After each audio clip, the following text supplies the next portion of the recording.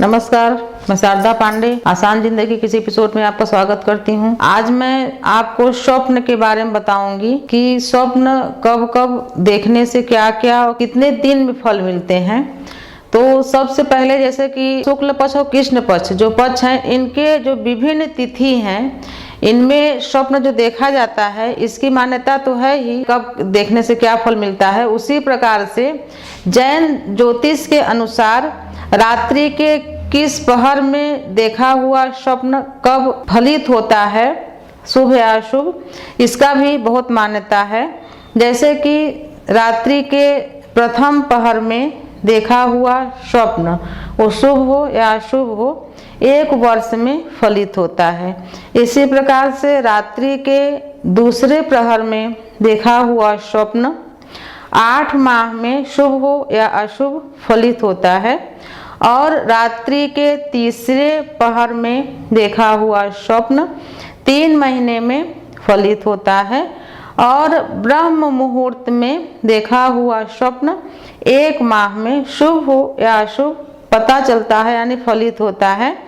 और सूर्य उदय से ठीक पहले देखा हुआ स्वप्न, जो कि उजाला हो जाता है, सूर्य उदय नहीं हुए रहते हैं, उस समय देखा हुआ स्वप्न अति शीघ्र फलित होता है, वो शुभ हो या अशुभ हो। तो स्वप्न जो देखे जाते हैं उसके यही नियम हैं। उसी तरीके से जो ये मैं आपको बताई हूँ कि शुक्ल पक्ष और कृष्ण पक्ष की जो विभिन्न तिथियां हैं, इन तिथियों में देखा हुआ स्वप्न कब कब कैसा कैसा फल देता है, उसकी सारणी प्रस्तुत कर रहे हैं। उसमें आपको सुविधा जाएगी देखने में, बताने से कम पता लगता है, तो सारणी हम आपको दिखा रहे हैं।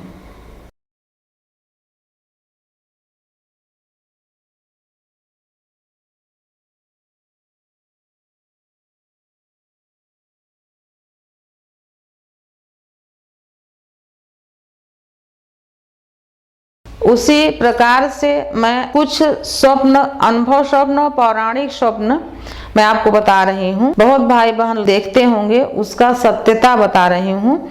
जैसे कि जब भी हम किसी पर्वत, सीढ़ी, देवालय की सीढ़ियाँ या नदी के जो करार या टीला होते हैं, इन पर हम अगर चढ़ने का स्वप्न देखते हैं तो ये अति शुभ माना जाता है। इस स्वप्न को देखने से पता चलता है कि हमारा धर्म और धन दोनों बढ़ रहा है और आगे बढ़ेगा। जैसे कि स्वप्न में कभी भी आप देखें कि आप देवालय की सीढ़ियाँ या ऐसी ही कोई सीढ़ी आप चढ़ रहे हैं, या जैसे विशेषकर गंगा नदी जैसे हम नहाने जाते हैं और नहा के ऊपर चढ़ते हुए हम जब दिखें, तो ये शुभ स्वप्न बहुत ही शुभ होता है। या किसी भी नदी से हम मतलब नहाते हुए स्वप्न नहीं ठीक होता, पर हम वहाँ गए हैं किसी कारणवश और फिर हम चढ़ रहे हैं, ऐसा स्वप्न देखना बहुत ही शुभ होता है।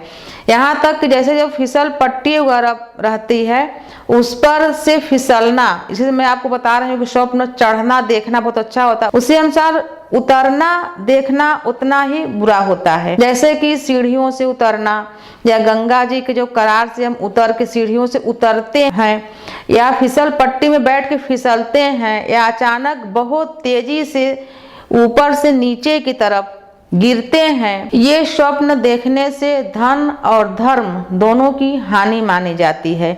इस प्रकार के स्वप्न जब भी आपको दिखें तो आप सावधान हो जाइए, सचेत हो जाइए कि हमारा धर्म, आप जिस भी धर्म के हैं, धर्म में किसी प्रकार से हानि हो रही है और धन की हानि होने वाली है। वो किसी प्रकार से भी, चोरी हो या किसी प्रकार से भी हानि, कोई गुम जाए कुछ चीज या किसी तरीके से आपका धन हानि होता है। ये स्वप्न का बहुत ही सटीक स्वप्न ये बता रही हूँ मैं। उसी प्रकार से जो गर्भवती माताएं बहनें हैं, जब वो गर्भवती रहें और उनको उस दौरान सफ़ेद कोई भी ऐसे सफ़ेद हाथी है या ऐसे भी सफ़ेद कोई शुभ जीव जंतु दिखे, सफ़ेद फूल के गमले, सफ़ेद कलश, मतलब कलश में सजाया हुआ है, सफ़ेद वस्तु, सफ़ेद वस्त्र पहने हुए महिला या पुरुष या कोई ब्राह्मण दिखे, तो उस महिला को ये समझना चाहिए कि जो भी उनके गर्भ में पल रहा है पुत्र या पुत्री, वो बहुत दिव्य है, उनके अंदर देव अंश है। जो भी पुत्र या पुत्री पैदा होंगे बहुत ही अद्भुत और बहुत दिव्य रहते हैं।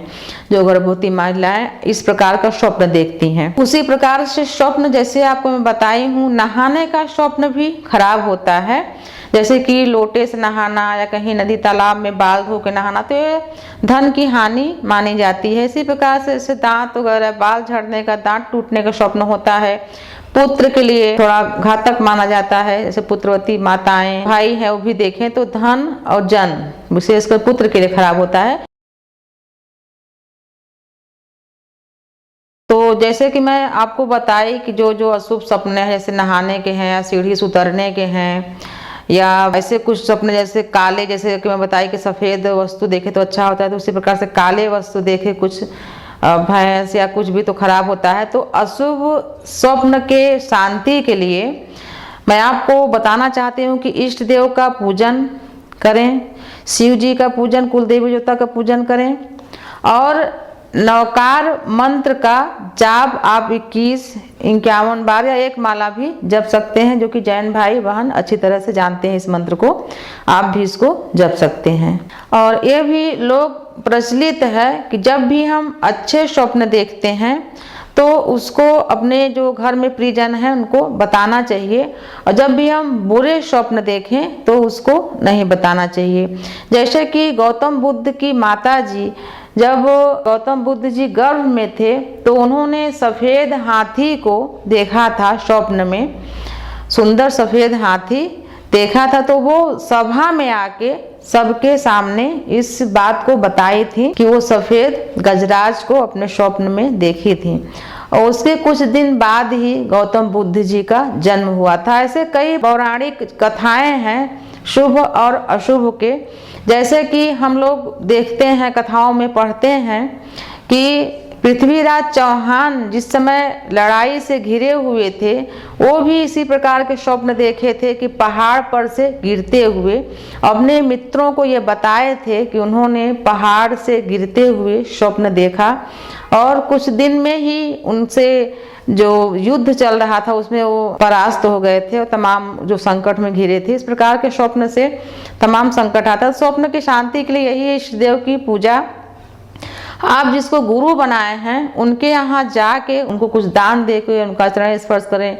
और खराब स्वप्न तो बताना नहीं चाहिए, फिर भी उनसे आशीर्वाद लें कि खराब स्वप्न देखा ऐसा बताएं, अब स्वप्न नहीं बताना चाहिए, तो आशीर्वाद लेना चाहिए। इन सब चीज़ों से स्वप्न जो खराब दिखते हैं वो उनका जो दोष होता है वो नहीं लगता है। तो मैं आपको स्वप्न के बारे में बहुत छोटी सी जानकारी दी हूँ। स्वप्न का जो संसार होता है देखने का, सुनने का, समझने का, बहुत बड़ा है। स्वप्न इतिहास ही बहुत बड़ा है। तो मैं आपको इस बारे में अगर आप जानना चाहेंगे और तो मैं आगे एपिसोड तैयार करके आपको विधिवत एपिसोड बना के बताऊंगी, जिससे कि आप काफी जानकारी प्राप्त कर सकेंगे। तो आप देखते रहिए आसान जिंदगी। तब तक के लिए नमस्कार।